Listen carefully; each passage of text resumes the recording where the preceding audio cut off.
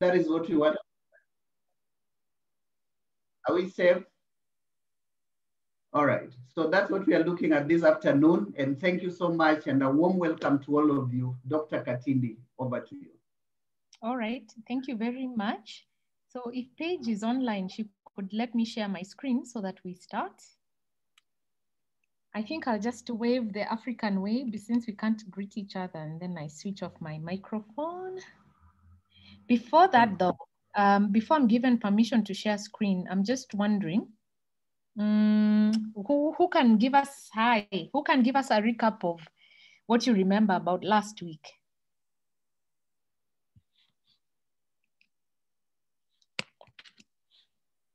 Anybody? This is the first group I have taught that doesn't talk. Let me start. I remember observing the monkey. All right, okay. So that was effective, eh? Okay. But what was the lesson about that? What was the lesson? Yes, it was nice.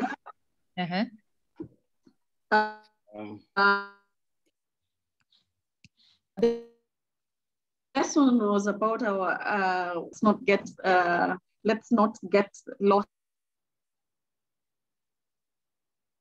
in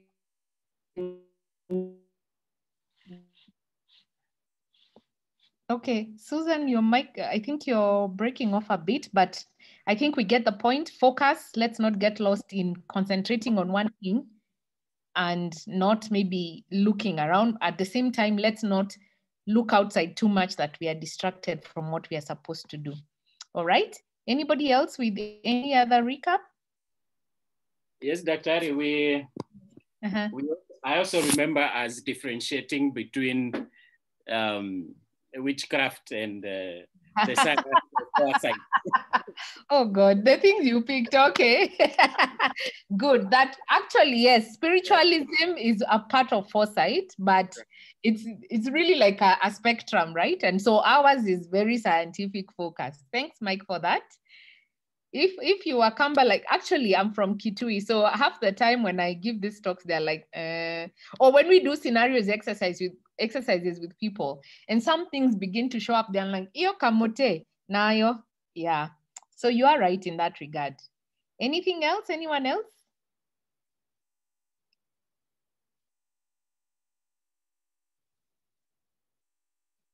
Okay, looks like only Susan and Mike were in session, right? Any other?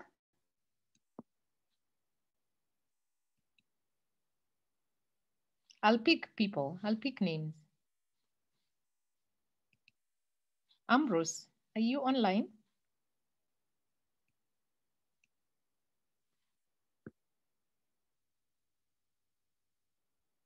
Okay. Evans, tell us one thing you learned.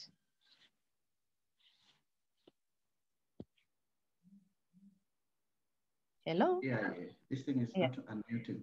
Yeah. Give me 1 minute. Okay. Sawa, Aida, you had good reviews to write online. Sometimes when we are focusing on the monkey, we can get distracted from what our main goal is. Yeah. All right. Thank you very much. So let's just proceed with where we left off. So today, Can I say one? Yes, please. Yes, please. Yeah, I remember something that I first had last year during one of the master classes for our members around the Kiswahili VUCA, the volatile, uncertain, complex, changing and ambiguous environment where we work in. So that really excited me, and it's something I really wish to build on. Okay, yes. And actually scenarios and foresight thinking is about a VUCA world. It's very symbolic even in Kiswahili about utavuka vipi, right? How will you cross over in amidst the uncertainty, the volatility, the changing environment and the complexity. All right, any last one? Okay. Okay, one thing I got to learn last time is the need to always prepare. like the Titanic ship.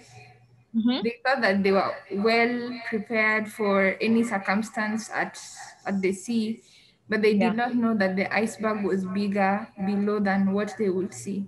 So as organizations, they need to always preempt what might go wrong in our plans as organizations. Yes. And I really like that because it's beyond unpacking, because a lot of times when we do, and we're going to look at the PESTEL analysis, when we do something like PESTEL, sometimes we look at the events that are going on, but we are not looking at the underlying structures and frames, even cultures and values and beliefs about the change work that we are going to do. And so those are the things that make our plans, because we didn't concentrate on deconstructing, for example, how those, you know, the underneath, so to speak, the underneath of the surface, those issues that are harder to deal with, how to unpack them and how to deal with them so that there's effective change. I don't know whether you've heard the story of the missionaries that did well somewhere near Turkana, because they were very, you know, sympathetic to the women for going for 3 hours for water. Then they didn't consult the women, so they just put the well, and now they were happy that there was clean water close by for these women to come and fetch. When they came back after some time to do an evaluation, they found that the well wasn't used. Has anyone heard that story? Doctor, it is not a story. It is it is common actually in community development. Yes. Yeah. Exactly. Because then what happened is that, what was the reason? Is that Mike? What was the reason? I can't tell. Well, the reason is that basically the narrative and the various forms of the narrative is that when you don't involve the local people in that involves them, they will always find their ways of doing what they always did. The women walked long distances. They have opportunity to socialize. Exactly. They have opportunity to have time for themselves. Exactly. And so, you know, factoring in that issue about socialization, which has nothing to do with water, isn't it? If you were to think about mainstream water, then becomes a critical part of deconstructing, which is your iceberg underneath, so that you're effective. And so it's the same thing we are going to be unpacking today. Let me just see if there's something on the chat. Okay, so it's Anne saying hi. Sawa, sawa. So you have to unpack those underlying shifts. And so today we are going to look at this issue about strategic foresight methodologies, okay? And part of that, so we continue with last week's conversation. And so this is week 2. And in our constructing those issues, we are going to look at what is the future of philanthropy. So some data, but so I'm sort of like doing 2 things. I'm projecting some data when it comes to global financial flows, but then I am also then asking what is the meaning, and we are also trying to understand some of the tools you use so that you can be able to do this kind of analysis for yourself, okay? So in terms of content, so in the tools that I'm going to be giving you, so we are going to do the usual PESTEL SWOT analysis. I'm not gonna give you any exercise today, but we are just going to see how we use it in foresight thinking, right? Trends monitoring, forecasting, and scenarios building. Okay, those are just some of the tools that we use, and I've taken them for a reason. Now, one of the ones I won't delve into is scenarios building, because that's a complete, that one needs like even about 8 sessions. So I'll not go into that, but I'll give you examples of how you do that. So the first thing you do when you're beginning to talk about this issue is to then, first of all, ask, what is my main issue? So in your case, it's philanthropy, right? And a lot of times when we are doing an issue or when we are discussing some of these issues, we make a lot of assumptions that we all are in the same page when we are, let's say, like talking about this issue. So in the case of the example I gave of water, we assume that there are a lot of assumptions that were made in that case.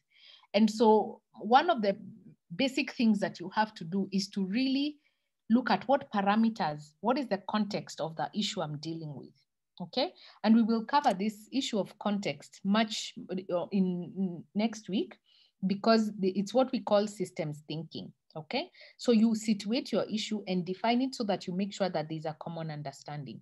And so at least, first of all, know that I'm not the matter expert here. So if this is just a researcher's perspective, so if you have anything different, it would be good for you to flag that up. But from my reading, then philanthropy is organized giving, and it's for the welfare of other people, or at least to, advance humanity, and then usually contributes to making up for sometimes the failure of governments and the marketplace, isn't it? And so because of that, those gaps, then philanthropy comes into filling the gap. And so just the example that Evans gave us, this gentleman who was being put on the spot for not giving has so many needs within the family, and that is a failure of systems in so many, whether it's government or the marketplace, at so many levels. And so philanthropy then would come in to try and help with that. Then it occurs within the domain of global financial flows. And when I say it occurs within the domain of global financial flows, is that philanthropy by itself cannot exist. It is pegged within a system. And so, yes, there's the African values and cultures of giving, but at least for this discussion, I have situated it around financial flows. So those financial flows are either at the realm of philanthropy in Africa, so it is coming to Africa, and then there's African philanthropy, which is within Africa. Does that make sense? So when we think about, so having situated the issue, the second thing to say is what are the change dynamics within this issue? So foresight, again, remember, foresight is really about how you deal with volatility, uncertainty, change, and complexity. And so that tells you that it really is about change management. And so you have to understand the change dynamics within your issue. Remember that we do foresight mostly for preparedness and for strategy, building strategy. And so you want to pick what is the basic framework? The basic framework then of this change dynamics is what has been happening in the past, what is happening now, and what is going to be happening in the future. But we don't do that in a linear way, or what we call non-linear logic. We don't use the linear logic, even if it sounds like it's the past, the present, and the future, and suggests that linearity. Okay? So let's start with the past. Somebody tell me, why is it, and we talked about this last week, why is it necessary to think about the past?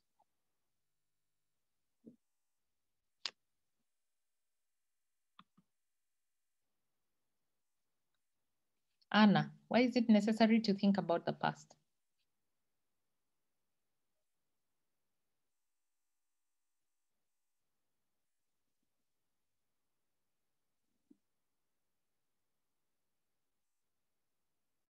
Anna, are you able to speak? Okay, let's go to Paris. Where? Paris.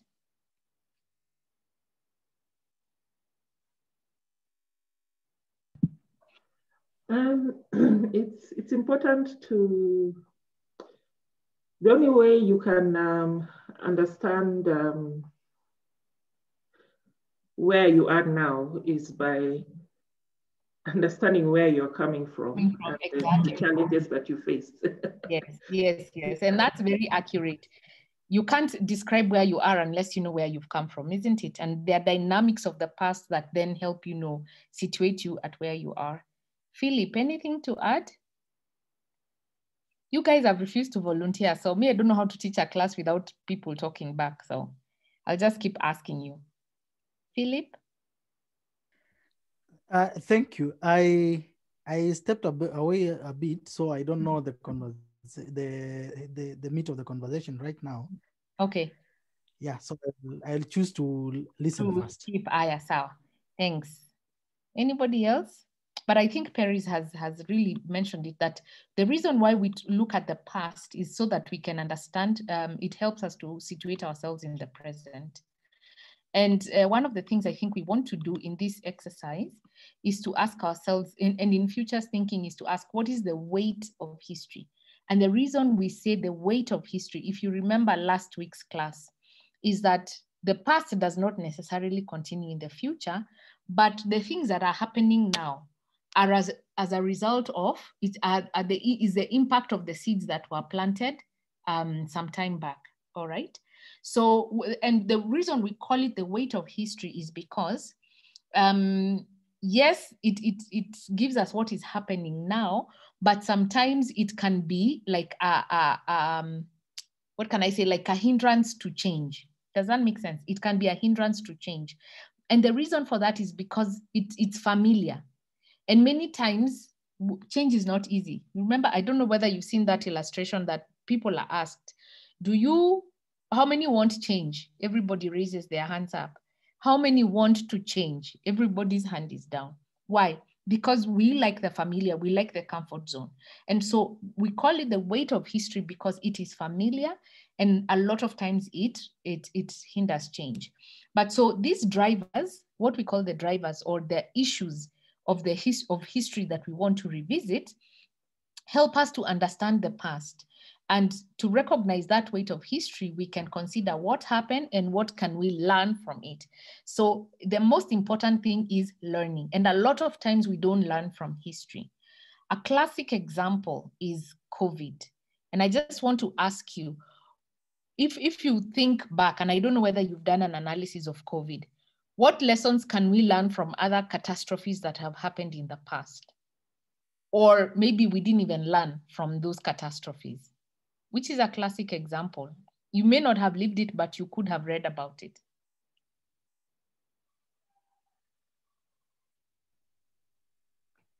Daktari, the world wars. Yes. The first and the second. Uh-huh. There have been also the economic crunches that occurred in the 60s that also led to a number of things. And of course, the last one was 2008. And of course, this one that is happening now. Yeah, what are the lessons from the ones that you've mentioned? Allow me to begin from the COVID going backwards. From the COVID, there are two things that came through. One, I want you to say what those catastrophes have taught you about COVID. Aha. Don't mention COVID. Yeah. Okay.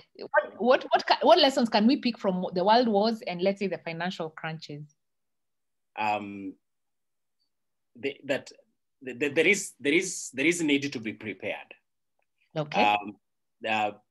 Particularly the element of saving. I think looking at the crunch of 68 and looking at the potato famine that came through those years, there was something around saving.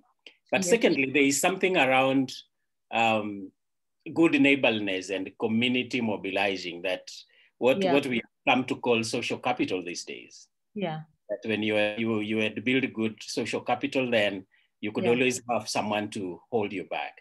Exactly. And I really like that because it begins to give us pointers to philanthropy. That sometimes philanthropy seems to work at its peak when there's a crisis. That's a very powerful lesson. And perhaps then we need to ask, okay, because we are living, and all the time you have to learn the lesson of the past, but bring it to the present and say, under the current conditions and circumstances, does that lesson still apply? And that's where the trick is, because a lot of times people ignore, and then now you wonder, okay, imagine this was such a very simple issue that could have been resolved and we didn't learn anything from history. So a much more sort of like direct example is if you read the Spanish flu, you almost will feel like we are now back to 1918 because there's a resemblance or the semblance of COVID-19 and the Spanish flu is so, it mirrors each other. And and everything we've been told to do by World Health Organization is exactly the same as what they asked people to do in 1918. So in essence, and it actually, and if you just read the history, first of all, you begin to realize that, okay, something like, it began the massive onset of women in the workplace. So there's a systemic change and shift there. And one wonders, okay, what is the systemic change and shift in this current issue? So that one was women in the workplace. And the question I was asking a group of people I've been doing with scenarios thinking on post-COVID is, how will the workplace change as a result of COVID-19? And of course, is a no-brainer. Technology is now the entry point of the shift, that the massive shift that is happening, right? So something else is that the radio technology just completely took over. I mean, it exploded because people now couldn't meet physically, and so they needed something to keep them updated. Now, it looks like this online thing is what is our structural shift when it comes to communication. So one can draw very interesting lessons from it, and obviously things like lockdowns and all that. I mean, the exact effect they had at that time is the exact effect that they're having this time.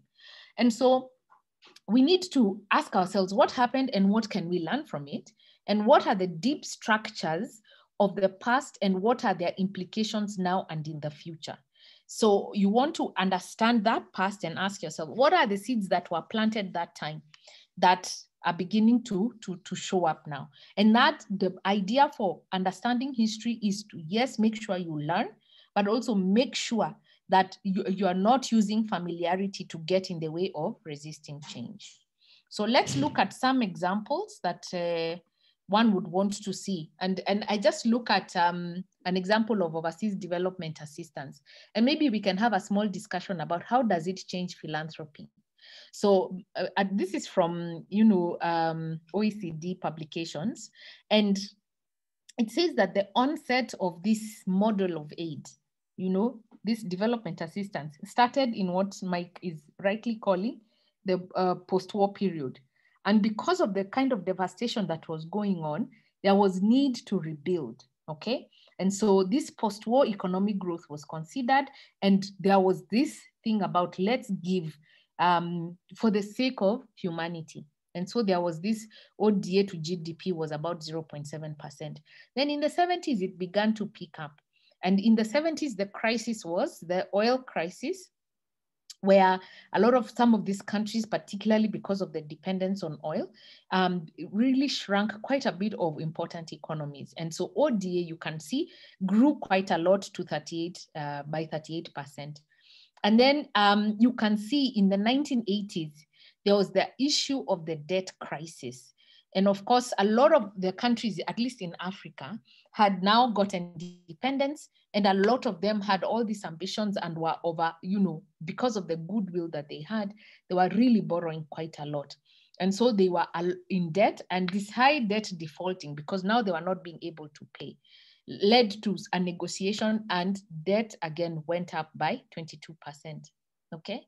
Now, it's interesting. I want you to follow that history and tell me what you think, because it seems like we are back here to the 80s. So what are some of the lessons that we can learn? Remember, again, what I said last week, that history does not necessarily repeat. So you want to contextualize, learn from the history, but contextualize it and see what are some of the lessons you can learn. Then in the 90s, there was a lot of, politics about, geopolitical, crisis of some sort. And it was the onset of the structural adjustment programs and this issue about aid effectiveness. And so there was a massive cut. And remember, this is the onset of conversations around cost sharing, which is privatization. And so because of that global policy shift, there was a cut in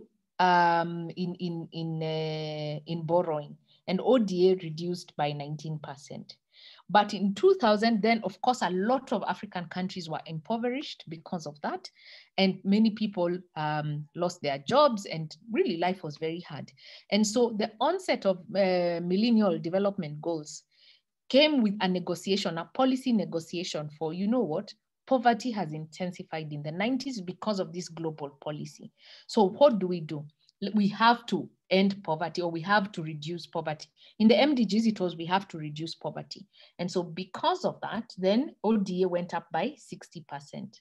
So the ODA was in response to MDGs.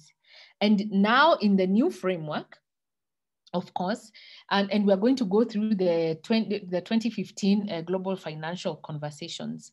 But at least with the SDGs now, yes, there's the issue of let's tighten budgets, let's look at transparency, but still, because of some of the things that need to go on, like climate change and poverty and so forth, ODA did go up, not too much, but by 2.5%.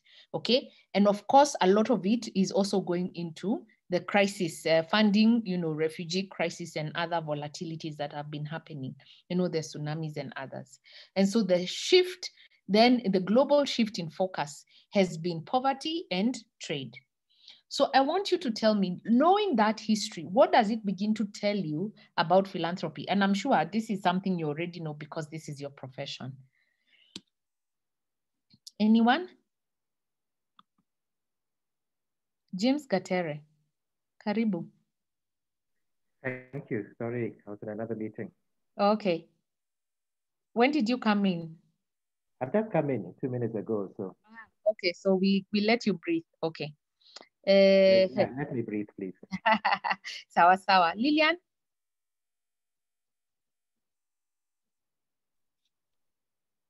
Okay. Good afternoon, Dr. Katingi. Afternoon. From the few examples you've shared, what I can relate with now is that under the philanthropic sector, we are trying to come up with post-COVID recovery pathways for different sectors we are working with in preparedness to respond to what COVID pandemic did to our economies and our different sectors. Okay, so there's post-COVID response. Okay, Catherine is saying that because of the crisis, there is a growing number of philanthropy. Yes, because and I like that, the growing crisis. So it's not just, and I like that, Catherine, it's not just COVID. COVID is a health crisis that has affected everything, but there's many more, I mean, just the other day in Congo, the volcanic explosion there or disruption there is a crisis, right? Was it sort of like, was it a tsunami as such, but there's one that was coming towards Tanzania not too long ago. So those ones, depending on whether they were destructive or not, begin to show you that yes, philanthropy is growing. Remember, we are saying that in this model that you're seeing, it begins to show you that giving increases when there's a crisis. And so more crises means a lot of people are going to try and respond. Now the nature might change. So during the post-war period, it is give without any conditions, let's rebuild. But now things are changing. But the basic point to get here is, yes, even if they are changing, giving might increase. But then we need to ask ourselves, giving for what ends? Okay, is another thing to unpack. So what we are trying to say is that, yes, learn from history, but deepen the knowledge. Okay, someone else is saying, and of course, comes more visibility for philanthropy. Okay, Catherine again is saying that. Okay, let's move on. So does anyone else have anything to say about that history? So for me, the deepened learning is very interesting here in the sense that if I look at this history, particularly of the 1980s, you realize that there's a debt crisis, okay, but there's quite a bit of ODA that comes. And whereas there was goodwill in the 80s and, in the 80s to try and help, African countries rebuild from colonialism, what is beginning to happen now is because of this policy shift here with poverty and trade, it means that, and we've already begun seeing the trends, that the ODA or of any financial flows may not necessarily increase, at least overseas development assistance may not necessarily increase because there's a policy shift. I don't know whether you're getting what I'm saying, that the circumstances in the 80s and now might be similar, not the same, but similar. But whereas here they increased, despite debt defaulting, here, and a lot of governments, and that's the problem, a lot of people don't deepen their knowledge. In a sense, even if they know what happened in history, they tend to use history to prevent themselves from deepening their knowledge and becoming more prepared. So what African governments are hoping is that because of the debt crisis they are in, that the 80s are going to repeat themselves. But because of this poverty and trade policy issue, it means that what they're already telling us is that we are not giving you money to bail you out. And so what we call the principle of solidarity is actually will not apply in the 2020s moving forward for you to repay your loan. Okay. And so that is a deep learning there, because then you begin to ask yourself, what does that mean for countries that are highly indebted? And my sense is that then they are going to be able to forfeit their obligations, like providing social services. Okay. Which may mean there will be more need for philanthropy, isn't it? Because if what we know as hospitals through devolution in Kenya and so forth, or even other countries, if the resources are not going, already we're in problems, but if more resources are not even going there, the little that was going is not even going there, it means there will be more need for philanthropy, right? And so that's something to take into account. So, but the idea is to deepen your knowledge. And so one of the tools that we use is obviously a tool that you know very well, pestle analysis. In foresight, in the foresight profession though, we use it to identify the macro external forces that the organization faces, but also we use it from a historical perspective. And so we come and ask ourselves, what are the political issues, the economic, the social, the technological, the ecological, and the legal that have happened over time? And what can we learn from those things? Just like I have shown you in the example before. Okay. Now let's look at again history, but try and deepen this conversation beyond what we have been saying. So 2015, global financing, there's a conversation. But that conversation, I don't know whether you paid attention to it, or I don't know if anyone wants to speak to this picture and say what they see and how it has affected global financing up to this point. Because that has implications on philanthropy. Because our definition situated philanthropy from the point of view of global giving. Can somebody say anything about this picture? I think I can try. Yes, Philip. Now that I've settled down. Karibu, yes. I think the first thing that comes into mind is that there is somehow there is a lot of funds. Yes. However, what trickles down to that beneficiary that we always talk about, is in drops.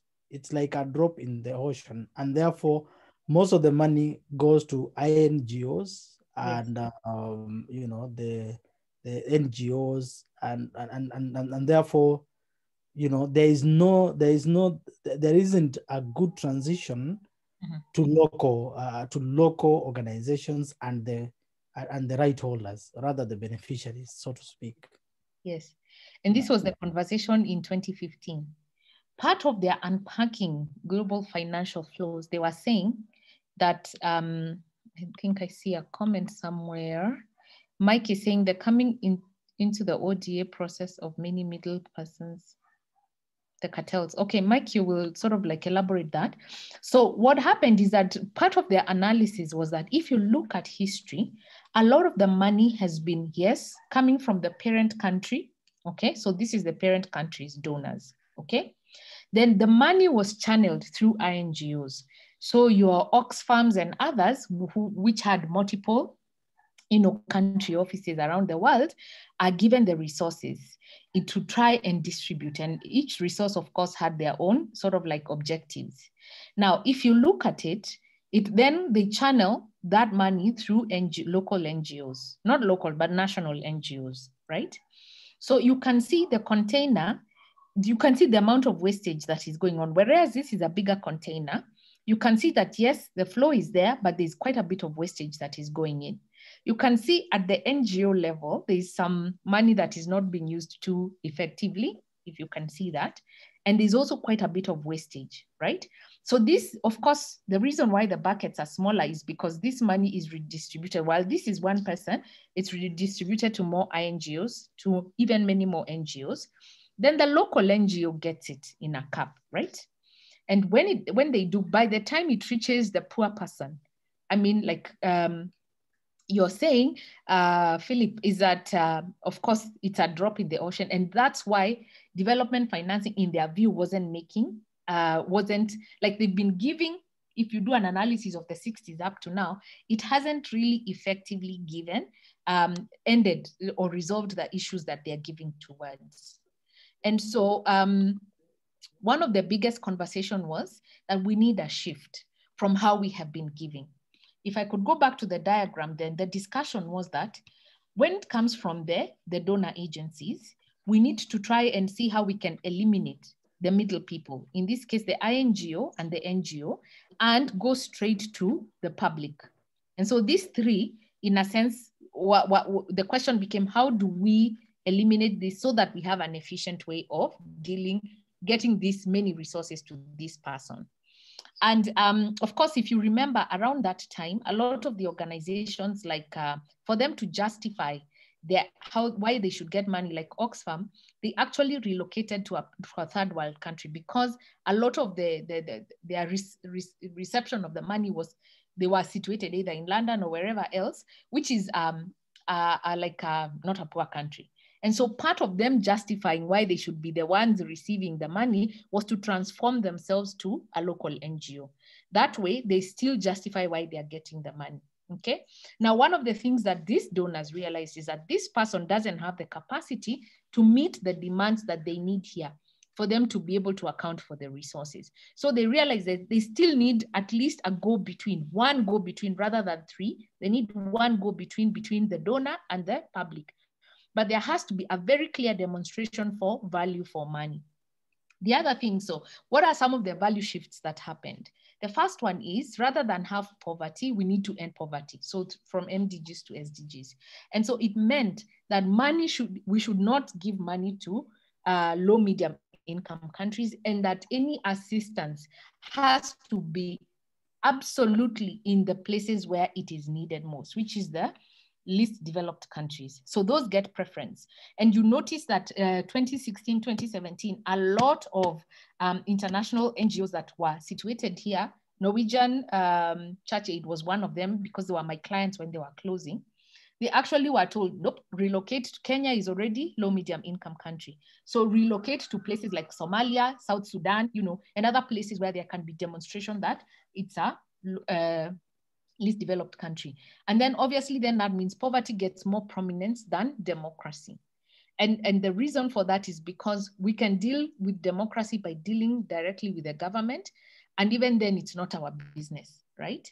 Now, the second shift that was there that was quite humongous is that from an ODA-led agenda, which of course they had prioritized all this social development, and they said we need an all-resource agenda where we have partnerships with other resource bases like that can support implementation. And so civil society, whereas before that civil society was at the core of receiving resources, and that's why NGOs was really the best employer, then funding not only now goes to CSOs, but it began to go to private sectors and the public sector, the government, even if they were not democratic, because those were preconditions for getting resources. Okay, and these were to provide both public services and economic opportunities. And that shifted a lot of things, because this money that was coming through CSOs is now being divided among these three. And now, in fact, the shift became that rather than give money to local civil societies, why don't we even go through our own? So if my parent country and I'm a donor is, let's say, Germany, I'll give money through the Hans Seidel Foundation or, any other that is based here, so that, and we can even fund a German farmer who farms here to go and sell goods for, so that the money is, yes, coming for assistance, but a lot of it is still going back to our countries. I don't know whether that makes sense. And the third main value issue that happened is that there was a separation. Rather than have sustainability and development separated, they needed to see universal post-2015 sustainable development agenda, which meant that you have to demonstrate linkages between either democracy, poverty, sustainability, and all those things.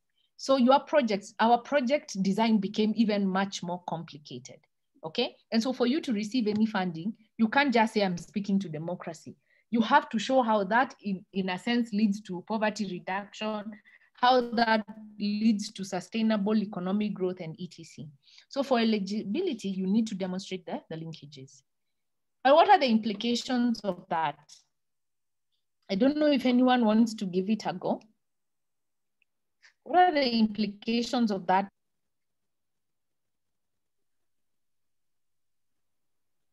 Dr. The obvious thing is that there is reduced funding that is going to each of the entities, but also it means that particularly for our sector, philanthropy had to find alternative sources of funding and had to realign and create partnerships with the correct other partners to be able to operate and continue operating. Exactly. That's just such a direct, such a direct implication. Ambrose is saying of late, yes, there's a trend of using top international consulting firms. Yes. And Ambrose, I don't know whether you are on the call when I gave this picture. And I said, because the international financial, these INGOs were beginning to be eliminated as middle people, they repositioned themselves. And how they did is that they became the to-go-to person from the donor, the to-go-to person to the beneficiary. And so a lot of them transformed themselves into some form of either service providers. So you find a lot of NGO executives now being consultants. And like I have been asked to be a part of a consortium where, let's say a Dutch funder is doing a project in Kenya. But because it's a Dutch fund, they will give it to a Dutch firm. But they need a Kenyan or a local person to work with them. And so that money could have easily come to a Kenyan organization, but now it's going through, you're right, the international consulting firms. And a lot of them have pitched camp here in South Africa. You're right about that. Yeah, thank you, Dr. Yeah, anyone else with any implications? Any other implications? Okay, I think a quick implication also has been that the whole issue about the impact and what kind of change is happening on the ground is becoming much, much more important to the main donors. So they want to see much more what is the impact, what is the kind of the effect on the ground. So it's not just the drops reaching the beneficiary. Exactly. So demonstration for impact. And that is not different for even philanthropy, right? And so part of you be able to look into the future is to just have strategies as institutions about how do we demonstrate impact and change. And so your theories of change have got to really be solid, okay, when you're doing your strategic planning processes. Now, the first one, of course, is shrinking resources because of the policy shift from aid to trade. But another thing we don't process is that where this money was coming from, okay? And now part of doing history is also to ask yourself, what is also making these people who could give so much money stop giving money? And you begin to realize that apart from looking at the trends, if you go deeper and study, the reason why even for them giving is becoming less is because their own economies are not growing at the rate at which they were growing. Okay, in a sense, it's like they are plateauing, right? If you think about the curve for growth. But then secondly, it begins to feel like, and when you look at it, although economic growth is not a good indicator of, people's well-being, Africa becomes the place with and Asia, some fast growing economies, and of course, Latin America. And so you begin to ask, does that mean, like, for example, global giving needs to also shift with these trends of economic growth, if we can use economic growth as an indicator? So should we also try and cast our eyes on emerging economies? Should we begin to think about, of course, and I think you have already started thinking about local giving, but people thinking about emerging economies as another frontier, okay? And what does that mean? Because the culture is totally different. And then their long-term structural issues is that part of the reason they also don't have money is because they are beginning to incur quite a lot of their resources going into the aging population. And so that is quite expensive with healthcare and, this issue about, that aging, taking care of the aging population. That becomes a structural issue that tells you that then the more their populations age, the more their giving will completely not be there. And the more the reason you need to look for who else is now has the capacity to give, all right? And so traditional donors, if you're thinking about it in the long term, this data begins to tell you that's not an option, or it won't be an option for a long time. Then allocations increasingly influenced by public opinion and political pressure. If you remember DFID or DFID, you realize that there were demand letters being written by citizens to their government, being asked, what are you, tell us this money that you've been given, account for what change or impact you have had over time. And so DFID was under so much pressure to demonstrate change, and that's why part of their structural changes are because of those demands, okay? And then lastly, increasingly, working with governments and private sector, that again has shrunk the resources like we said earlier. Now, there are new actors and new aid mechanisms as well and modalities that such as other official flows, what I said, emerging economies, and that I don't think we are paying enough attention. And then rising expectations for cost effectiveness, I think we said that already, transparency, and showing value for money, hence scrutiny, harder access for resources, and demand to demonstrate impact and results. And then the last one is other mechanisms such as also innovative financing. People have moved on even from poverty. And if you notice, by the way, the effort is not, poverty is just a word that is used to tell you that, okay, we can whitewash ourselves. But really, where their heart is so much more about, how can economic growth or this issue around things around trade.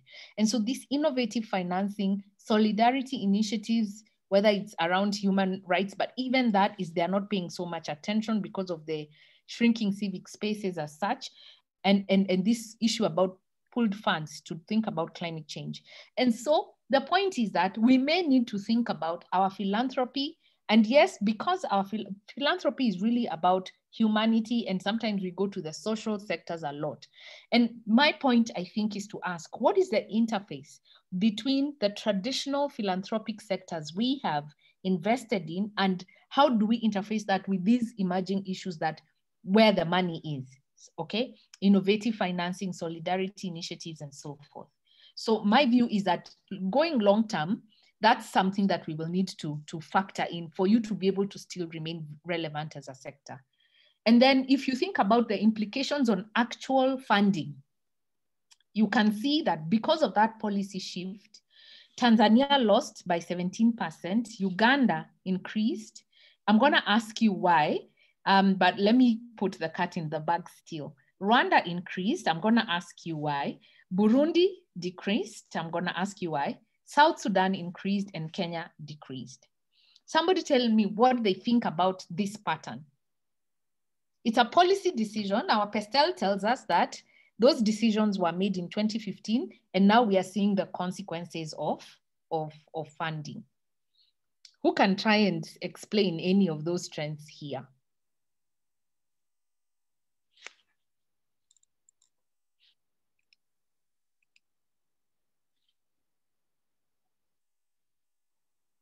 Yeah, Susan, I was going to touch on this issue next week about systems thinking, and we'll revisit that. Thanks. Dr. let me give it a try. Yeah. Again, listening from the processes, there have been geopolitical shifts that influenced the ODA. Yes. Particularly when you look at a number of these countries within our region, there is the varying interests from the geopolitical powers. Tanzania still remained leaning towards the East and did not create sufficient partnerships that would actually come through with funding for them. Uganda had a war running in the north. There was a war running in Congo that it got involved in and created very good partnerships with the US and other Western powers. Mm-hmm. The same goes for Rwanda, and Rwanda emerging from the genocide in '94. There was almost sympathy that was coming through, but also they positioned themselves very well in terms of attracting support that was coming through. Burundi, the politics became very toxic at certain levels, and the continuing war, there was no particular interest that drew in the geopolitical powers to pull it through. Yeah. The Southern Sudan, there was the war with the North, and of course the oil issues and the interest that the Western powers had in it. Kenya was growing in terms of what we would call development, and we're moving towards levels of what we are calling middle income.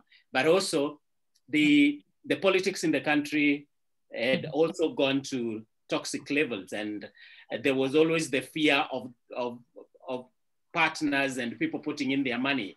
The cycle of violence that has always followed our elections, all these would be factors that affected the processes. Thanks, Mike. You're on point completely. That in Kenya, the geopolitical shifts, usually when I've worked with government on some of their projects, I just become unable to work with them because they are so bent on thinking that we still have the, and I've had a lot of people say, we still have the what is it called? The geographical positioning. And I'm like, that geographical positioning, my friend, is becoming a very still statement, because people and the interests are shifting. Okay, a landlocked country like Uganda was not important until they got oil. Rwanda was not important until it got its acts together, and now is doing the kind of, some people argue that it's on paper, but let's just say that it's attracting a lot of interest because of their focus on tech and the fact that they are branding themselves as the tech hub. Okay, South Sudan, the fragility, of course, so it becomes an attractor. But notice something: South Sudan and Burundi are fragile, but South Sudan increases in ODA, but Burundi decreases. Why? Strategic interests. And a lot of times we never think about those interests as important when people are making decisions about where to invest their money, because it is their money. So nipe nikupe, there's never free, there's not a free lunch.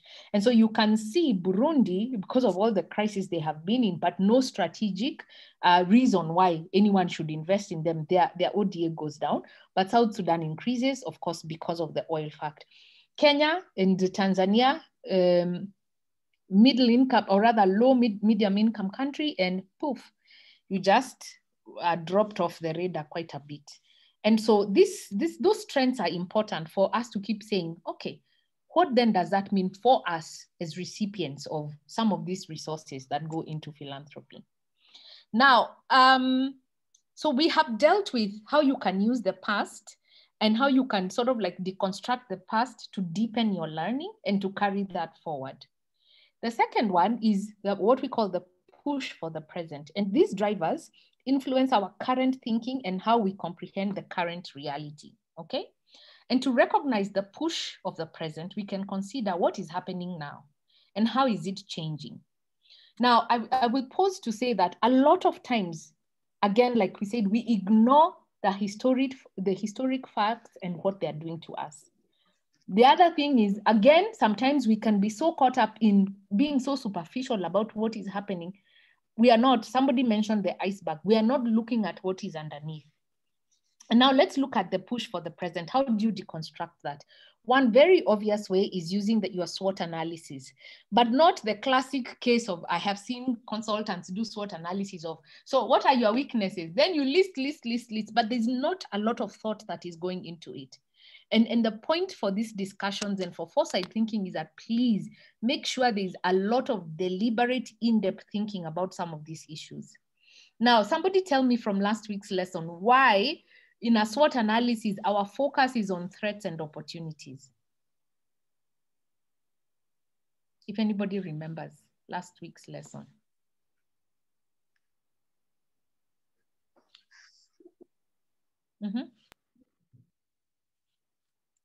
Somebody, yes?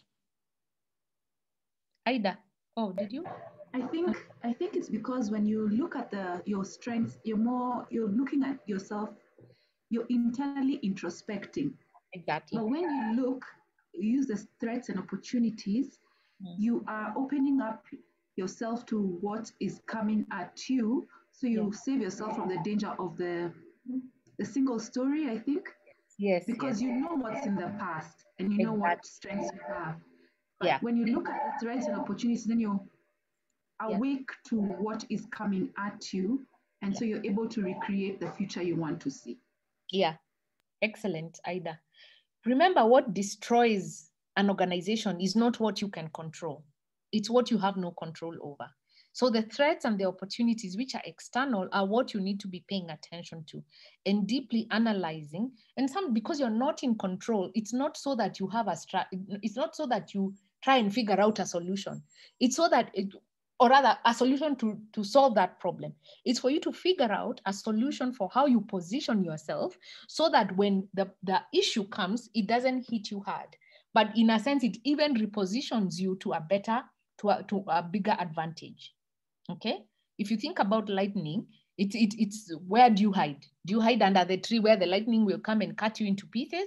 Or do you run and hide somewhere else, that threat of lightning, so that first of all, you have the advantage of being dry and just weathering that kind of a storm. So that's the reason we look at threats and opportunities. Again, it's not the kind of list that you have. It is sort of like the in-depth analysis that you do. So let's look at some of these threats, just looking at COVID-19 shocks and looking at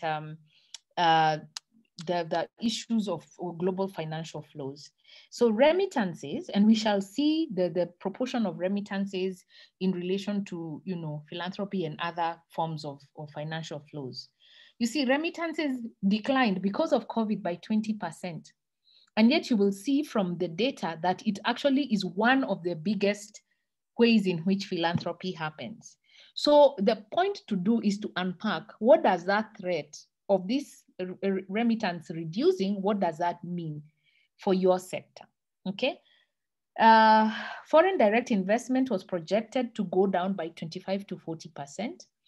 I did these numbers last year when I was talking to another group. So we need to counter check whether they actually did go down by these percentages, or if anyone does know, can tell us. Adjustment of inflation was projected. So inflation then will directly lead into cost of living. And in another forum, I can give you a chart of even just in Kenya and look at 2019, 2020, and the cost of living are worlds apart, and what COVID did to people because of this adjusted inflation. Labor force participation, you had KNBS telling us in 2020 about 75% of jobs were going to actually, people were going to lose at least jobs to a tune of 75%. That means that there's less money circulating in the economy to give because people give after meeting their needs, they then give for the sake of humankind. And so if their resources have reduced, it means philanthropy then also gets constricted in that regard. Export revenue was expected to reduce by a minimum of that, but also trade with China was expected to decline by 40%. You all know the issue of debt and how much that is constricting service provision. And that can begin to give you a picture of what is a bit of the future of philanthropy. Another tool that you use then is trend monitoring, okay? And the idea is not just to know the threats or the opportunities, it's then ask yourself, if this is where I found myself in, how do I reorganize myself to be able to continue doing my work effectively? And trends monitoring is the third tool. And what is trend monitoring? Does anybody have any questions about these numbers or the issue about SWOT analysis? Before I move on? Nope. Okay. So the next one is trend monitoring. Yes. Sorry, Dr. I wanted us to go slightly back to the effects of COVID. Okay. While, as you said, the numbers, of course, were from last year, But there has been the other element that came through around the oil business and the oil market that actually hit us as well. Yeah. And when the lockdowns were all across, the oil went down, and now prices have gone up, and that is something else that I believe that must have had a huge effect on this process. Exactly, and that's why this adjusted inflation does presume that energy cost is part of that cost of living. But you are right. And actually, if you, I'm currently doing a strategic plan for Aphrodite, which does debt advocacy in Africa. And one of the most interesting things I've been seeing in the process is how, like, the projections, the budget projections that had been made by oil countries like Nigeria, Angola, and just the cuts, the deficits that they are running, budget deficits, those countries are in big problems. And you're right, they are more devastatedly affected than non-oil dependent countries. So you're right, Mike, in that regard. What is trend monitoring? Anybody? These are simple tools, but I'm just showing you how you can use them a bit more effectively to think about the future. Anybody? Okay. So trend monitoring is really collecting specific data and how it is traditionally done. I call it conventional trends monitoring. You collect specific data. So assume you're a philanthropy organization. Not assume, you are. What kind of data would you be collecting? Whether it's for your strategic plan or for your planning. What data would you collect?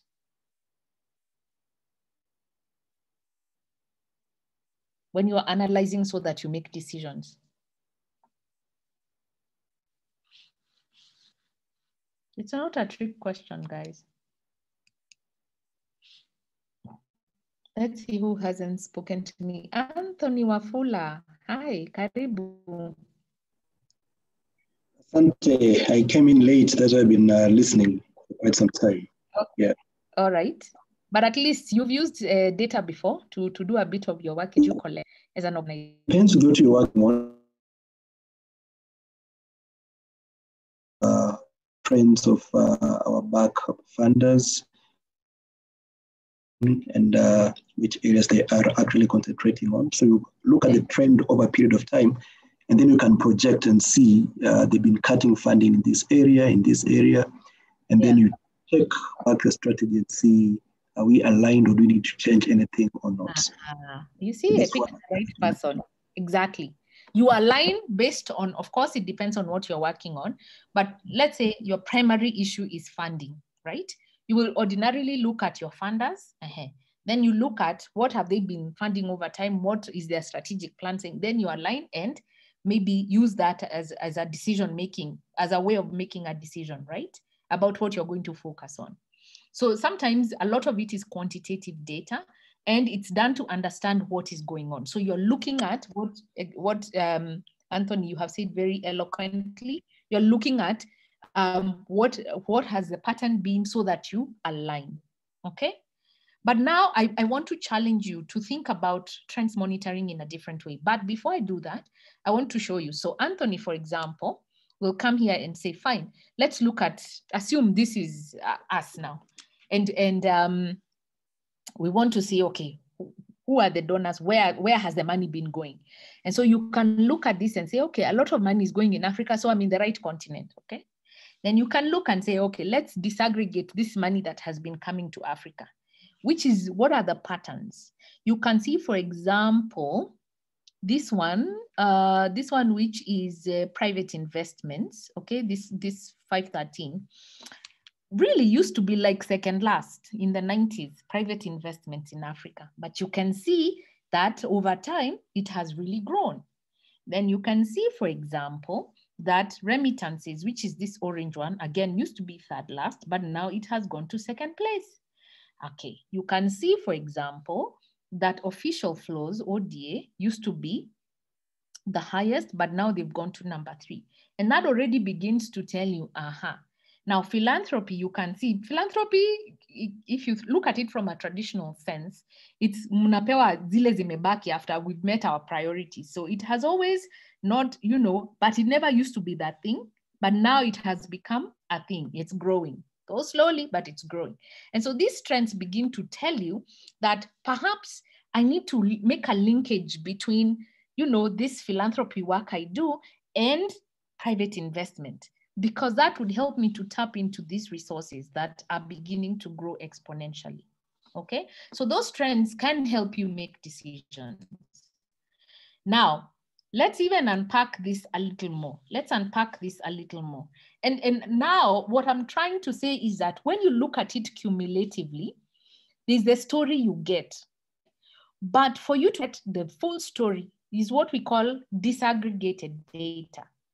And the more you disaggregate data, the more you get a much deeper understanding of what you, and the more you become accurate about your plan.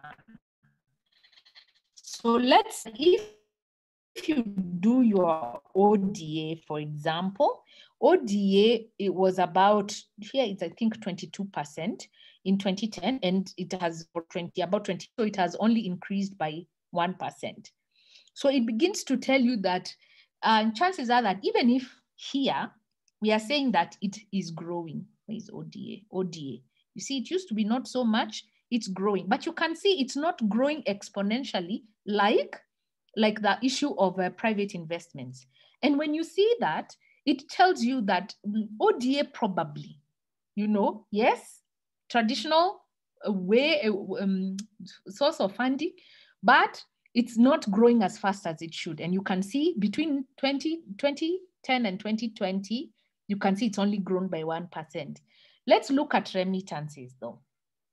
Remittances have grown exponentially by 17%. You see, from 18 to 35. When you look at foreign direct investments, they've actually reduced. So I kept wondering, this data we are talking about, this is 2014 and is, but I have a theory for it, but I'll let it pass for now. But this you can see there's a bit of a reduction there. And then you can see the portfolio equity has increased by 7. And so maybe here there's a trade-off being happening about here. Okay. And I don't know. So private capital through FDI investments and remittance, this begin to tell you.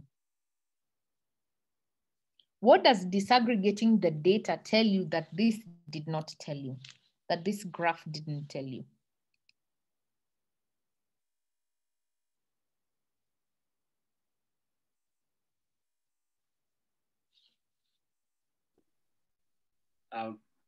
Dr. if I could chime in a bit.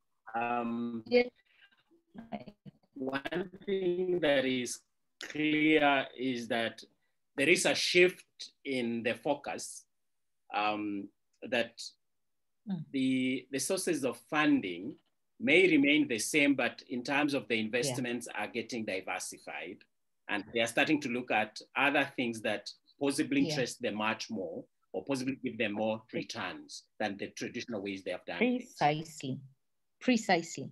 And though it tells you that as a person working in philanthropy, private capital and how that interfaces with philanthropy becomes a very huge consideration. And how do you invent things that work for you?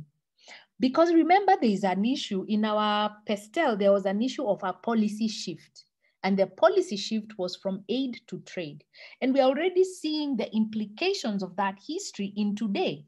And you can already see, yes, the sources might be the same, but whether it's the numbers or the priorities are shifting. And that private capital becomes such an important consideration for philanthropy.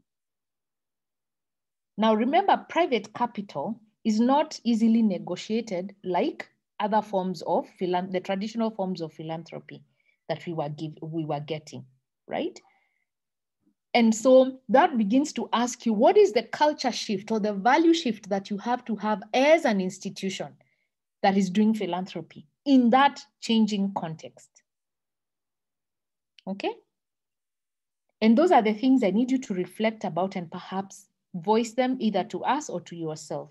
What are some of the considerations? Maybe I should even ask, because I'm not in the field, I can't, for example, tell you, but what does that mean when we say that the emphasis in private capital becomes perhaps the new form of philanthropy that you need to consider much more than, let's say, what we were calling the religious form or the traditional form? What does that mean for you guys?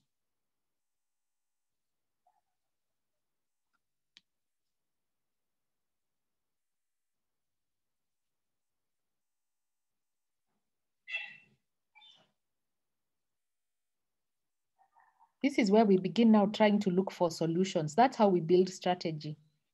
Anybody? GCH. Someone with the name GCH. Lillian?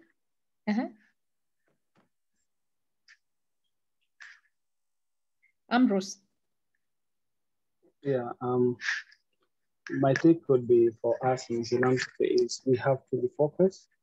We have to look at the flow, where the world is moving. We need to move that way. If private capital is moving towards a trade, then we also, because we're still we don't want to lose focus, then we perhaps need to position ourselves in such a way that we perhaps engage in social enterprises while still meeting our sustainability goals. Okay. And that's precisely what has been happening, because even the focus on things, social goods like health is more has moved towards commercialization and social enterprise. Looking at social enterprise approaches rather than purely free goods. Yeah. I like that. I really like that a lot. Yes. That you see, like, and Ambrose, for you, maybe yours is this is easier for you because you're already coming from a history of private capital through your mother organization, so to speak. But somebody who's running a tradition, let's say an NGO type of philanthropy organization, that may not come as natural to them. And so they'll need to reorient the way they do business or they offer services to be able to come, to sort of like make the cultural shift that you're talking about. Does that make sense? There's someone I wanted to talk to. Anybody else? Lillian, have I heard you? Yes, please. James. Yeah. Okay. To support Ambrose a bit. But I think there's the whole need now for the sector to study much more what the private sector looks at. Yeah. What they see success as, what would attract them. Yes. They may not have the same emotional attachment that the people had in the past.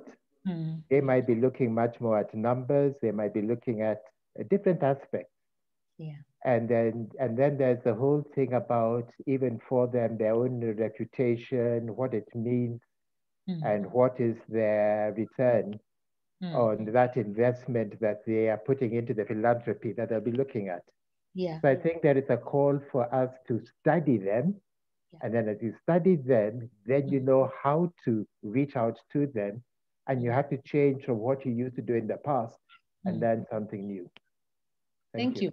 You have really summarized it for me. And that really is what strategic planning should essentially be about. Okay, that you're fundamentally thinking about how in the next 5 years must I change to operate at my optimum. And you're right, that if your culture is different from what the private sector does, how do you sort of like change yourself? Or how do you even work in partnership with them to also change them? Because, so for example, I would imagine private funding capital is very touch and go. If today it doesn't meet my obligations, like you're saying, they don't have any qualms just moving on to something else. And yet our philanthropy depends on the culture that stays on. So how do we balance those two things as we relearn and learn and learn? Okay. So the other thing so let's look at even foreign investments. And even if they are growing, you can see, and again, we are moving on to more disaggregated data.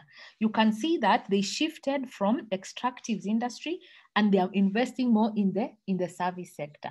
You see, so again, if you don't understand these shifts that are going on, if you stop at this graph here, okay, you will not understand what is driving this growth.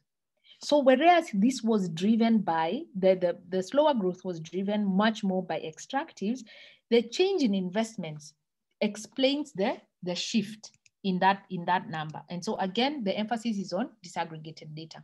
So the unconventional trends monitoring, to deepen that analysis, means you understand how the context is changing. And we have discussed that.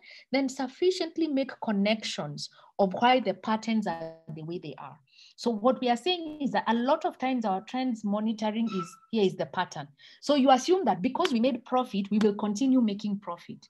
But what we are imploring you in futures to do is sufficiently make the connection between your profit and why is it that this time you made profit? Will it still be the same reason why you will continue making that profit? And so that calls for a deeper analysis of the context. And one can say, if you think about, in hindsight, Kodak and Coca-Cola, same age of, similar ages of institutions. One died, the other one did not. Why? Because even if Coca-Cola is not your healthiest, drink, it has learned that the context of selling Coca-Cola has to be not a beverage, but love, the value of love. And so when they advertise to you, they are not advertising the poisonous drink, they're advertising social connection, which resonates with any human being. And so when you make that connection, then you can be able to have a successful, whether it's product or, service or whatever it is that you do, okay? And then explore. The other mistake we make is that, remember, when we are doing conventional trends monitoring, we look at specific data. So Anthony told us he will look at his donors, but Anthony needs, and Anthony just stands for, is a holistic name for anybody doing trend monitoring, is to say, why is the funder making the decisions they are making? For example, the sector to invest in. And a lot of times we do not look at data outside the specific issue we are talking about. And so we did say that, for example, and this probably will come later, that there is, and I could probably show you that so that that point makes sense. If you look at the sectors that the global financial flows, where they have been going, okay, and this speaks to an earlier issue. You can see that at the beginning, in the 1990s, it used to be water and sanitation. Can you see that? The black, this one, water and sanitation used to be the big thing, yeah? Then you can see that something like what? Like education was also a big one in the 2000s, but that began to really go down again. Okay, then you can see governance. Governance was a big one in the 90s. You can see democracy institutions were really getting, but that is declining. Then you can see, interestingly, would you have thought about population programs getting much more funding? I don't know what you think. And then you can see health has always done medium, but now it is the number one. This is generally. Does somebody want to make a comment about health and population?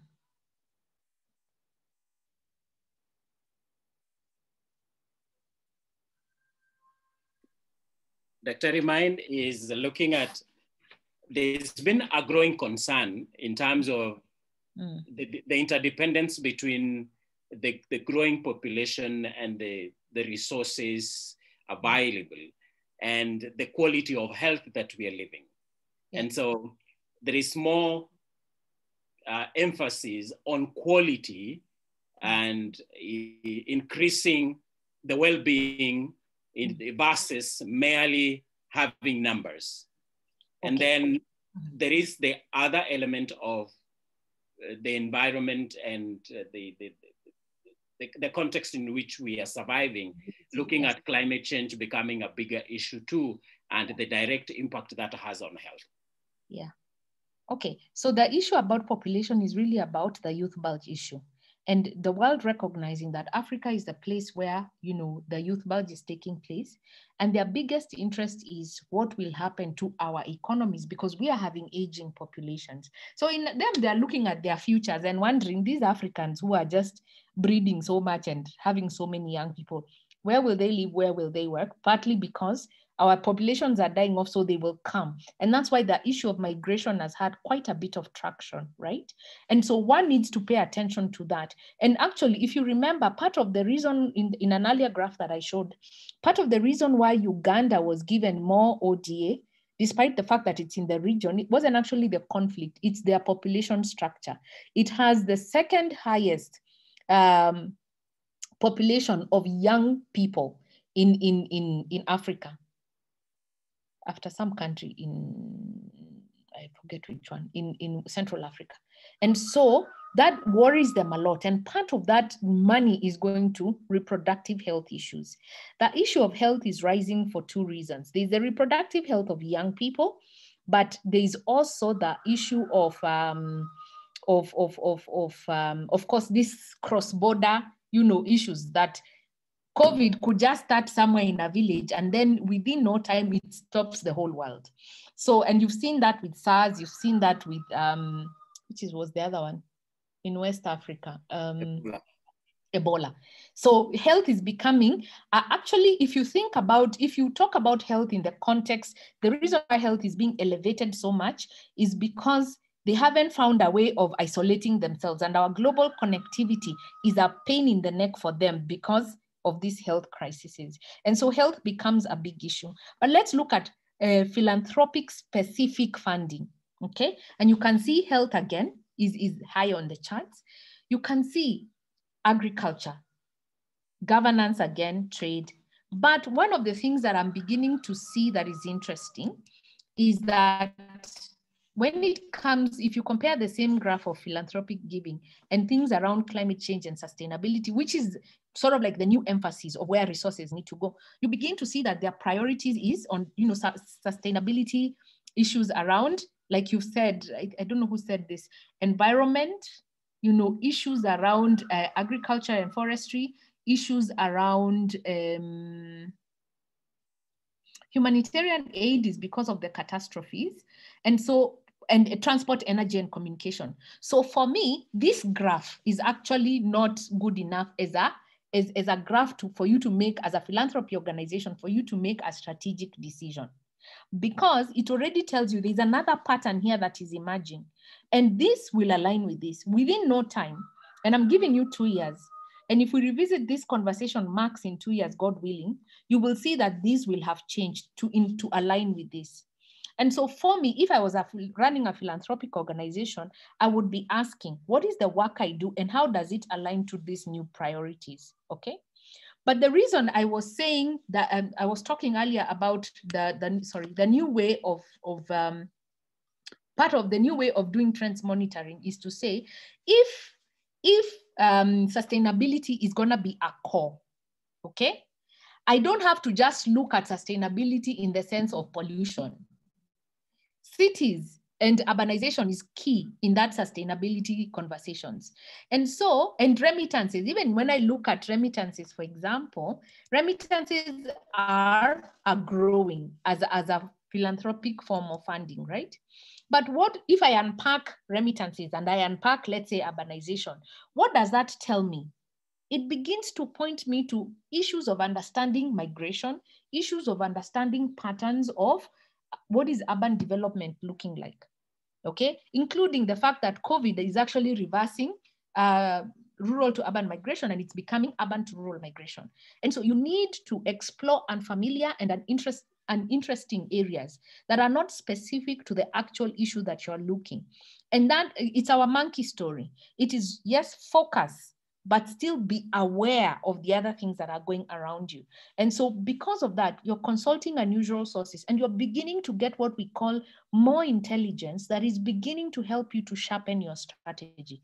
And that helps you to be a lot more prepared. So in my case, I would say, looking at migration patterns, as much as we never think about it as a conventional philanthropy issue, becomes so critical because of this pattern here we are seeing about the changing patterns or priorities of philanthropy giving as a result of the issues of sustainability. Maswali.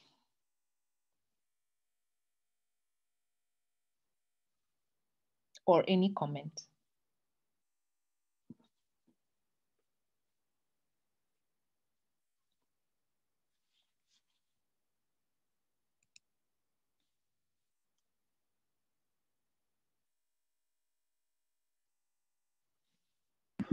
I think you're raising quite important issues there.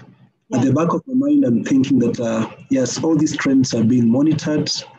You want to align, but then there is always that value that your organization brings on board. And the question is always that how nimble can you be to be adaptive? Yeah. How best you go about this? Thank you. You used the word I wanted, being adaptive. Because, by the way, Anthony, you earlier said that you would, for example, look at the funder and what they are. Sometimes, even what they're looking at will change quickly because they themselves are not being very adaptive. Okay? And so sometimes your plan might even be speaking about different things from what the donor really wants. And so in terms of strategy, you have to make a balance between what are the emerging issues I'm expecting because of preparedness. You've seen that graph. If you talk to people who do private sector work, they'll tell you the early adopters are the ones who reap the highest profits. Why? Because you had seen it coming. You are there before it is saturated. And I'm telling you, your SWOT analysis will tell you, you will reap the opportunity. You will get the biggest share of opportunity before it becomes crowded.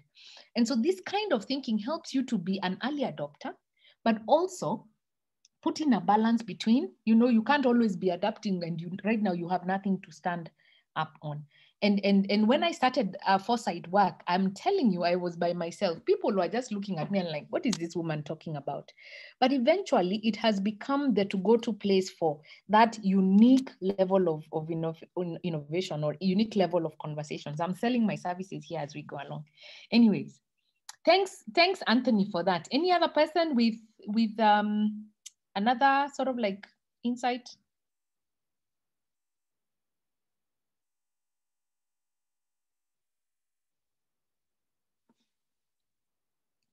Any? Okay, I see I have like 20 minutes. So I'm almost done anyways.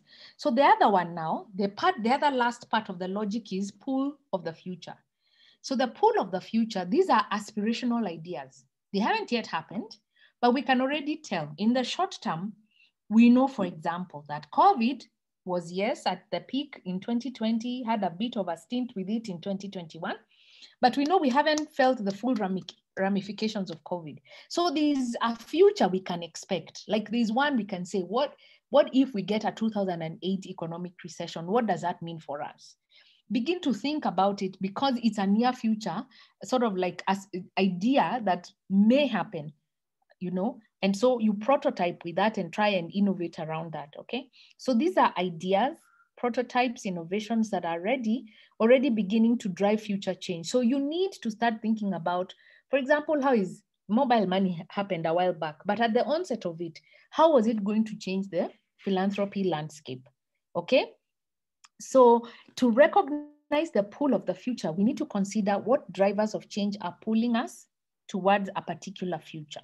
So it could be that, and like, let's say the Spanish flu in 1918, it did pull people to a certain future. But how is it different from the future COVID is pulling me towards? And begin to have very active conversations around that. And then what are the compelling images of the future, those we can't overlook? Because a lot of times people sit and say, that's a hoax, okay? And that's not a good idea. It's better to be prepared in something that doesn't happen than to know that it could have happened and you don't prepare.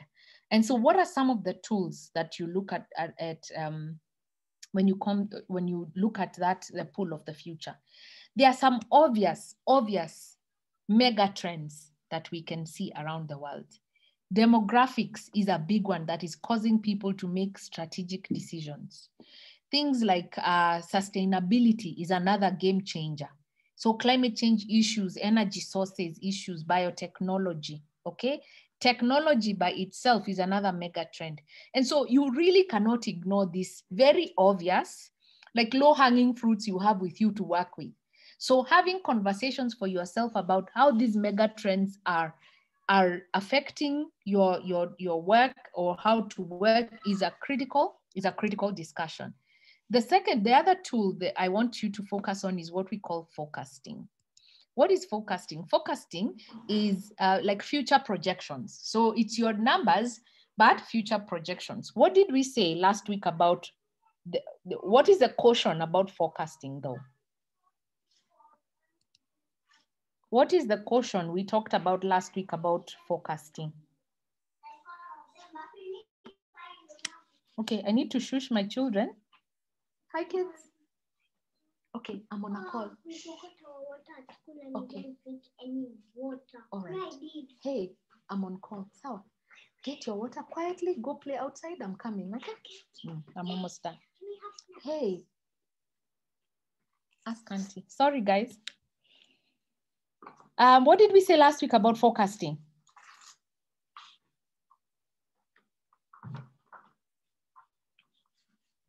Yoo-hoo.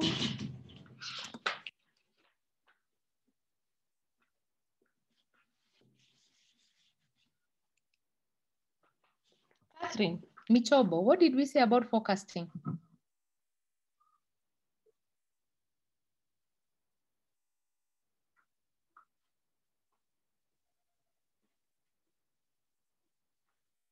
Okay. Anybody remember forecasting? I think we said future planning beyond 5 years relies on forecasting specifically. Okay, it does. Yeah, but what we say is that the past does not necessarily continue in the future. And so because forecasting relies on past data, we need to be very careful about... I've had problems with my internet. Sorry about that. Yeah. Yeah, sorry. Okay. Oh, sorry, Catherine. Do you want to chime in? Mm-hmm. Yeah, well, I was just going to say that we had said that with forecasting, I think you just literally removed the words from my mouth. Yeah. We cannot really rely on the historic data. Rather, we have to just check with, we can't rely on the historic. Yeah, there's value, Yeah. there's value Yes. in using it, but we don't put full faith in forecasting. So if COVID period is a classic example. COVID, if you look at all January, there are a lot of forecasts that are done with this is what we expect the year to look like. World Bank, everybody 6%, Africa will grow by 6%. What else was remittances? Actually, if you look at the numbers I gave you of the COVID issue, it's the complete opposite. We will grow by this much. We will grow by this much. But because of this unforeseen event, everything plummeted. And so the plan was entirely depending on those forecasts. You will find yourself in a very precarious situation. You have no room to think about. You have no if. And so, yes, forecasts are important and they are future projections. So they depend on past data to give you some sense of what the trend might look like. But they have very high probabilities of error. And that's why we should use them cautiously. Then also a lot of them have very specialized techniques and softwares.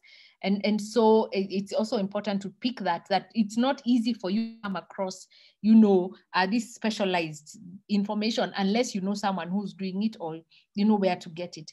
And so there are two types, what we call point forecasting, which is the one we say just don't even point for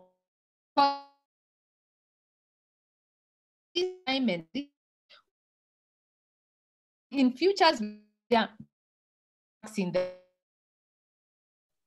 because there are no facts in the future, you cannot do or you cannot rely on point forecasting, even if it is by an expert. And so what we tend to do is do alternative forecasting, where you say, For example, this is what is likely to happen, but in case there's a 5% drop, I don't know whether you've come across those documents. This is how it could, this is what could happen. In case there's a high percentage drop, this is what, or high percentage increase, this is the scenario we could face. And so this alternative forecasting becomes a much more important tool than the point forecasting. And so let's look at some that I did with a model I normally use called the Ifs model.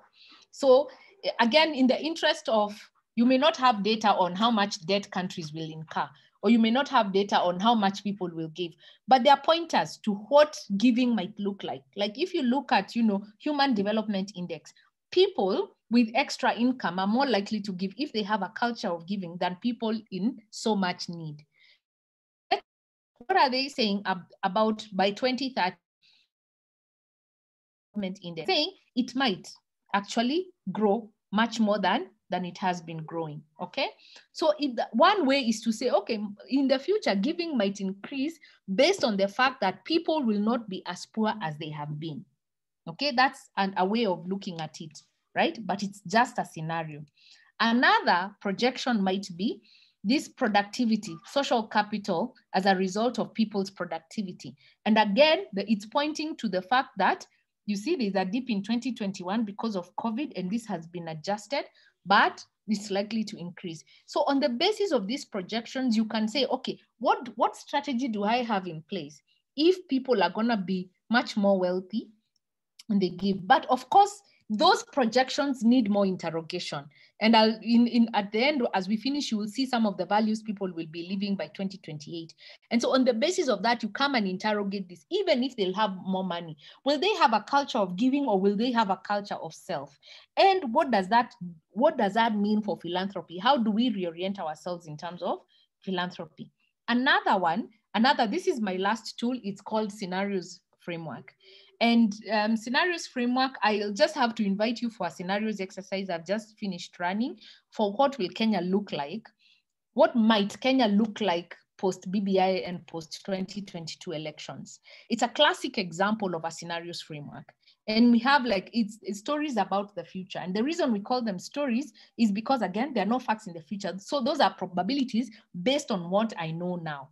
And so you use all the stuff we've talked about, the patterns, the information, you try and analyze that. Then you come and say, okay, based on what I know, what might the future look like? And then based on that, those stories, you say, okay, if I found myself living in this world, what strategy would I put in place? So you begin to do what is called backcasting. I want to give you an example of a scenarios exercise.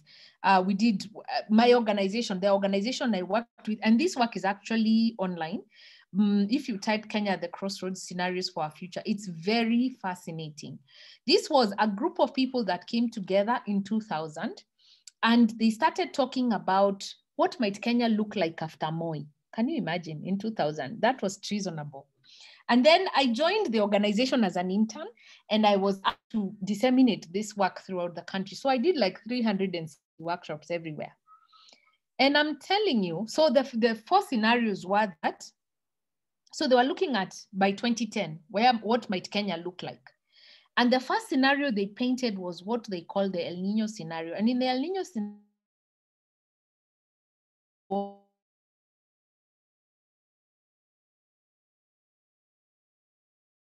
resources are not being utilized for public services, and you have a state that is authoritarian and a state that is not responsive to people's needs, that Kenya had 90% of the ingredients that are needed to have a civil conflict. And so this was a picture painting a possibility of a civil war in Kenya within 10 years. In this scenario, they are saying, what if Moi leaves and we get someone who prioritizes the economy? So they modernize the economy, and because of Kenya's positioning at the time in the region, you really have the opportunity, but still maintain a very autocratic country in terms of politics. You have an opportunity to grow the economy because there are some low-hanging fruits, okay, like manufacturing. But the only problem is that because your institutions are not democratized, you will have a lot of inequality, and it will be a problematic one because then corruption will increase. And then the third scenario was saying, what if we prioritize politics? Siasa mbaya, maisha mbaya. And so, yes, we try, and maybe at this point in time, there were conversations about a constitutional reform process. And they were saying, what if we try and negotiate a new constitution, new democratic institutions that work, but then assume that, you know what, because of these institutions, the economy can work.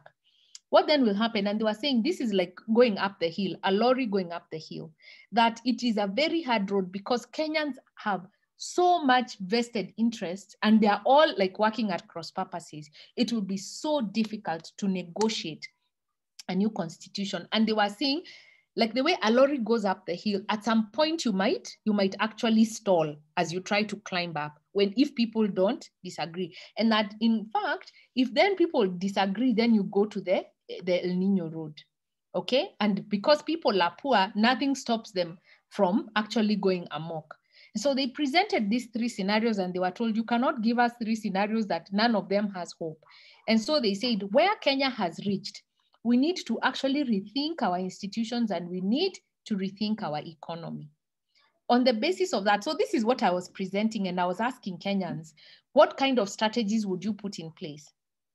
Who can tell me, take a guess about what the response of Kenyans was, particularly about this scenario, the El Nino scenario?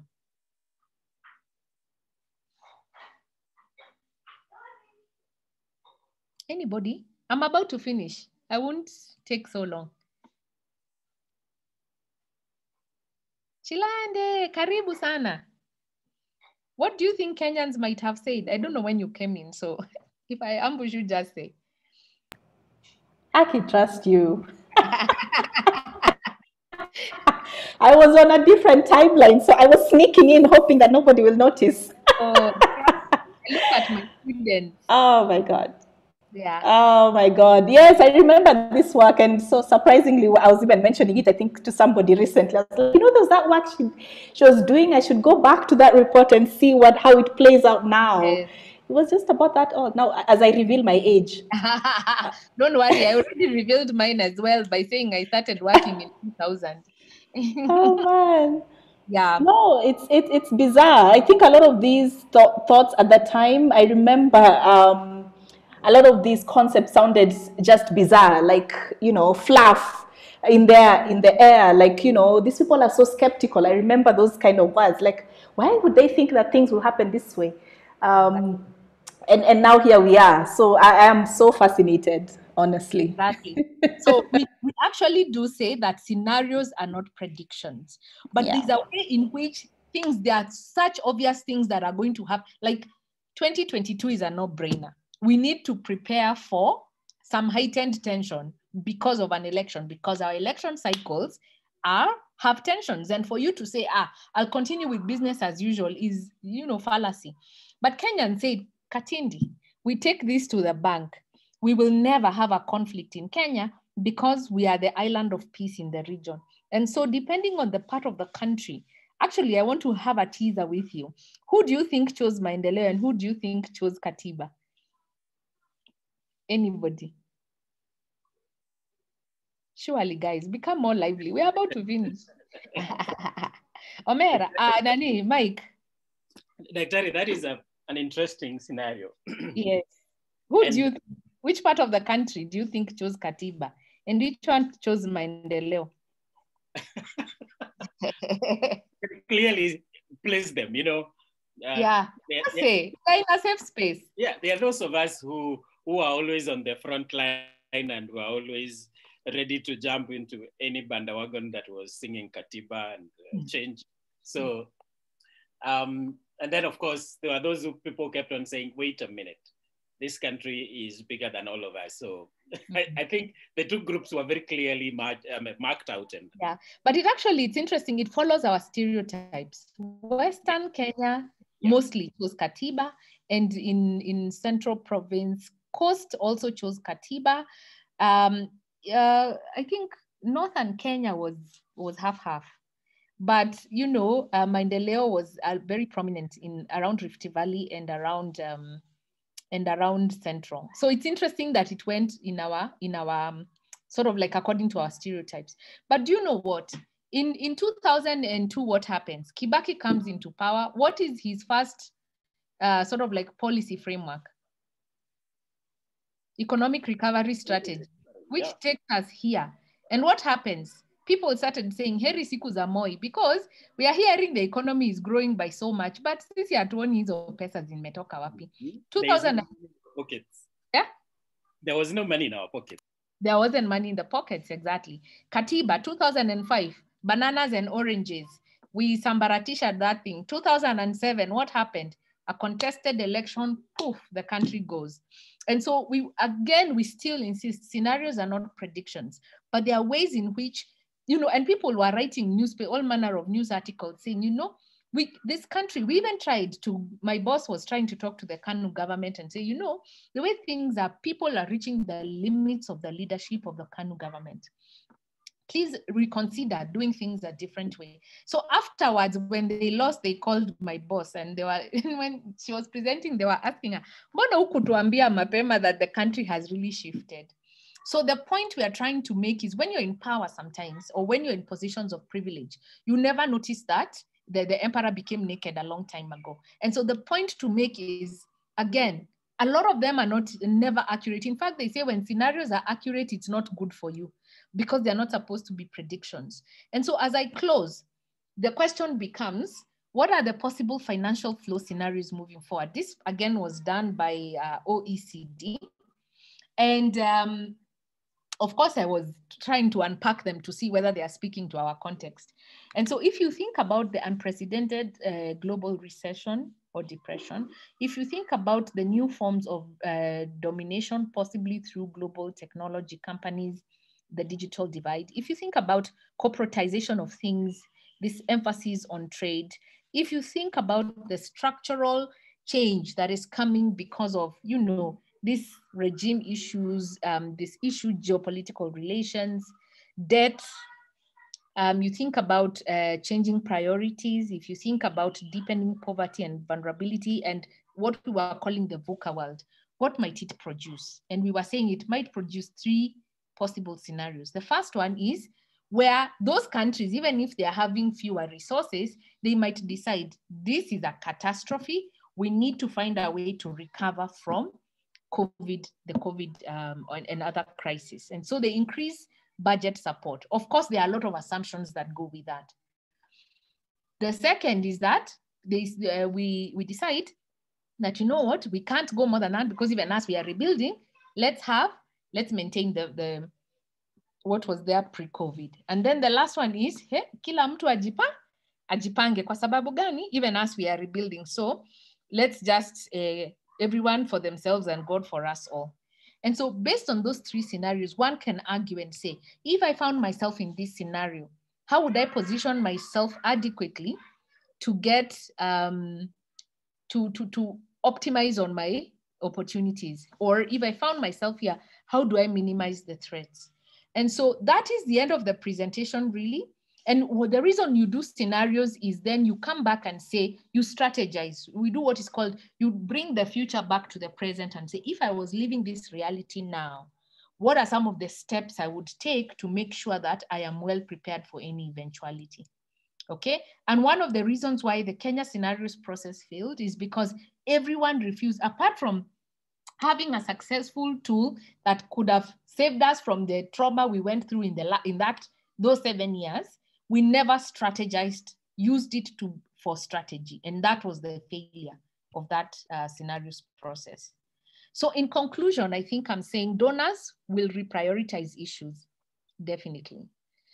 So to find global solutions to cross-border threats like COVID and other things that don't obey borders. And so, and that is also because of government inefficiencies, okay?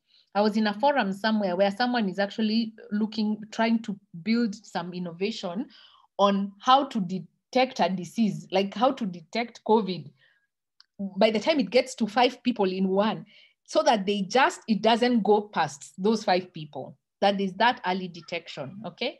So those things are going to divert and reprioritize issues. Government withdrawal from financing essential services is gonna have an impact on philanthropy. Digitization of everything is also gonna have an impact. Seizing new opportunities and frontiers, and for you to foster those very at this point look very unconventional, but they are your most strategic alignments and partnerships, like what we said about the private capital, is going to be critical.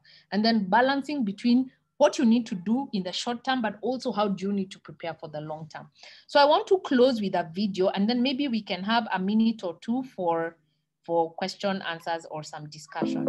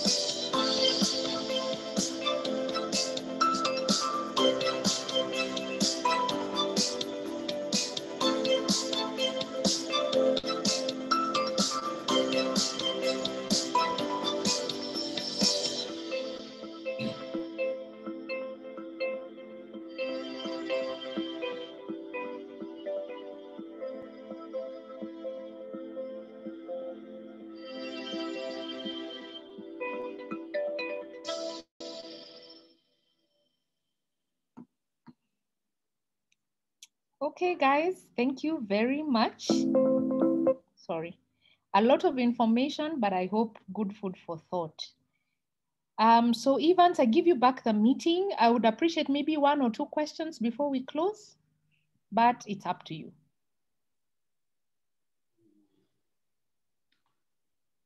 This is the most mind-blogging 2 hours of my life. I've been... That's good coming from the guy who's paying my check. This has been a lot of questions that I probably have no answers to, and I think I really want to say this with a lot of caution. I think we should have done this differently, but you know, with COVID, we've got to go this direction. Before I make a few comments, I was just looking at the last video which you played, and I'm looking at the year where we are, 2021, and you're saying in 2028, a lot of issues there which is just amazing. But what caught my eye is that 1 in 2 people will live beyond 100 years. I think that's what gave me a lot of hope, and I believe that I should be among the one in two. But this has been an interesting session. From learning from history and contextualizing scenarios, the focus on opportunities and the threats within the SWOT analysis, aligning ourselves based on trends and the patterns, the need to understand private capital, that specific part for me, and looking at the life of EAPN really attracted my attention. And I think one thing that Dr. I've seen over the last many years, some conversation which really got rooted in the Western world a few years ago, is this thing around artificial intelligence. And I think as a sector, as a region, I think this is one of the areas that we really need to generate more knowledge on, a lot of learning around, because it's going to be one of the, how do I put it, one of the very critical areas that we need to understand as organizations, because it's going to be a major factor that will revolutionize how we look at things, how we do things. And I think the next masterclass probably should really dive deeper into artificial intelligence. Any question from those who are still with us in the call before we bring it to close, and just speak around what we'll be looking at in the next session? Any question, any comment?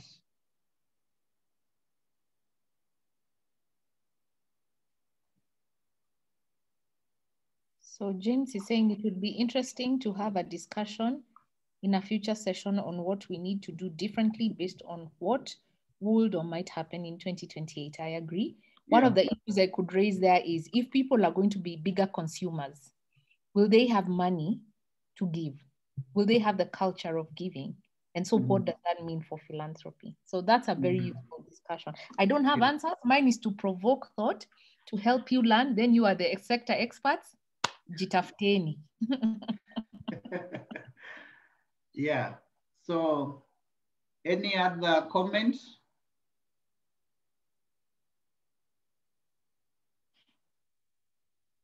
Dr. Can I just request that you reproject the screen on conclusions? On what? The last screen that you had, was it on conclusion? I think that was the title. Just that last screen. Sawa, sorry. That will take a bit of time because I had closed the presentation. Just go on to other things that I'm opening just now. Okay. So guys, if there's no, yes, Mike?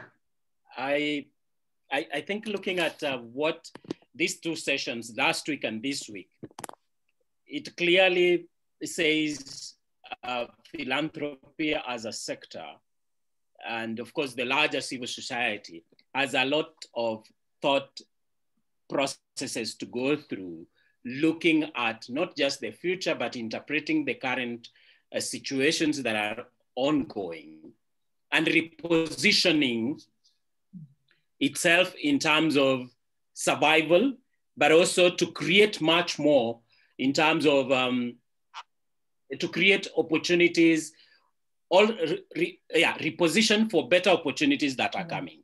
Definitely there will always be opportunities. The question is how philanthropy and the civil society can uptake those and still remain relevant. That is my word. Agreed. Agreed. Totally. Yeah, and sorry, just to mention that, you know, the way last week we talked about how we've been schooled. We always feel the pressure to feel like we have the answers. But such a conversation requires collective intelligence. And remember, how you handle such a conversation is to organize a learning sitting, right? And then you have people from different sectors and very good facilitation for you to be able to then, you know, chambua with each other. What does this mean? That's how people build solutions. Yeah, it's collective learning, collective intelligence, multicultural, whether it's skills, types of people in the same room, so that you're also not speaking to yourselves, because there's a way in which we have an elevated sense of importance as groups, right? I think Futures is the most wonderful thing that happened in the world. You think philanthropy is the most. But if we sit together, that cross-pollination is what breeds very innovative solutions for how you need to reposition. Wow. I think as EAPN, we have a heavy responsibility to support this process. And I think we commit to that. And I just wanted to check with my team. We are having 2 more sessions on this. If I'm not wrong, our next session, Dr. will be something around the systems thinking, is it? Yes, it will be Wednesday rather than Tuesday because Tuesday is a holiday. Yeah. But I guess I'm wondering if afternoons really work because we had a very low turnout. And I'm thinking maybe a morning session before things crop up in the day that we have no control over. Yeah. Yeah, we look at that internally and look at the best timing for this. But we've also noted the concern. We got a lot of apologies in terms of the timing, but it's a very important session to all that we've interacted with. I've already almost 12 requests for the recording, and I don't know how to get hold of them by telling them no recording until you attend the next session. I'm just trying to go around this, but we'll find a way. So let's see. So people, the 2-3 lady and gentlemen have talked. You know, Evans, I want to sit down at my own free quiet time to listen to the recording, but I also tell them your contribution and just engagement with participants during the call is equally more important. So we'll see how to balance these 2 things. Let's see what happens in our next meeting. Of course, we'll do our best as EAPN to ensure maximum participation of the members.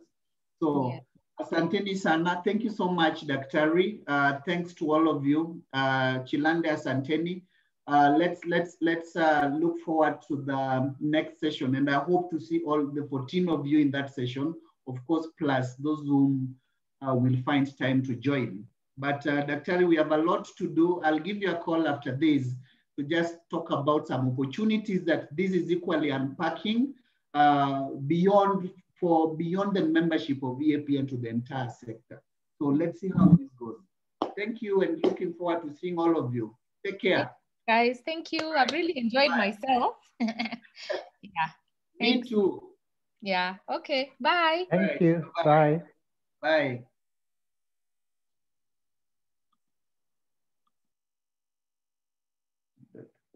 Indeed.